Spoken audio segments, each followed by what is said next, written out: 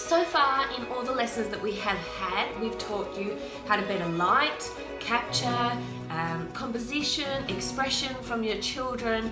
So I'm really hoping that maybe you're starting to concentrate a little bit more when you're capturing the image, rather than just shooting a whole heap and seeing what looks good.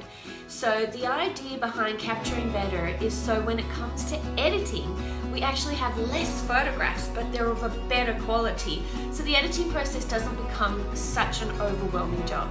You can keep on top of your editing by going through all your images every day or so. You'll make the task a smaller job in the long run. And what I really tend to avoid is looking at a folder which has tens of thousands of pictures on it, because you're just continually scrolling, whether it's on your computer, your phone, or on a hard drive. So this is me typically editing. I have probably 15 shots that I've taken of Billy and Bobby here. It's a dog and a little kid, so my strike rate might be I'll get 10% okay out of these 15. I've narrowed it down to about 2 today. If I keep going back to this folder and looking at those 15 over and over again, it's just overwhelming, it's too much. So narrowing it down to those 2, putting them in my favorites folder and keeping them separate is going to allow me to edit and look at my images and review them easier, and it gets rid of the rubbish. I'm still keeping it on a hard drive, but what I'm doing is I'm making a separate folder with the best.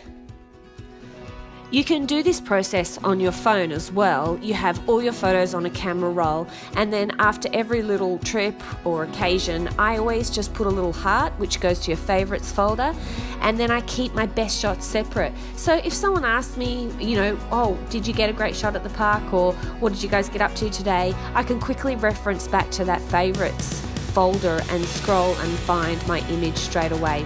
I also pop my pictures in folders on a computer and I label them as well. This helps with archiving in the future. For years, I've printed physical proofs as well. So once I've got my pictures down to my absolute favorites, and I'm trying to figure out what I'm going to do with them, will I put just a lovely picture like that in a frame on the wall, or should I make a little sequence and put them in an album? It's so lovely to get the physical touch and feel of a proof, and you can print these at your local lab or on your home printer.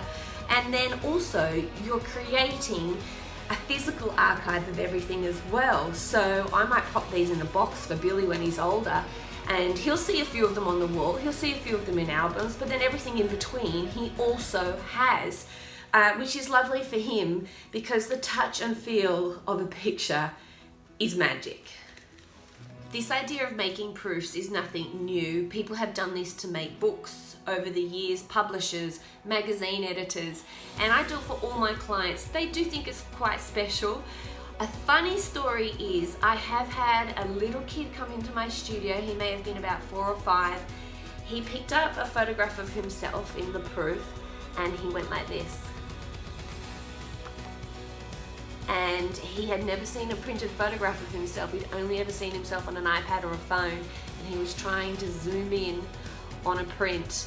And this is the whole concept and idea that I have around teaching our children how we print pictures and how photographs are so important. I mean, I wonder if that child had seen a piece of film in his life, that would have blown his mind, you know what I mean? So this is the era that we're in. Kids are starting to not actually realize what prints are. So make them feel special and print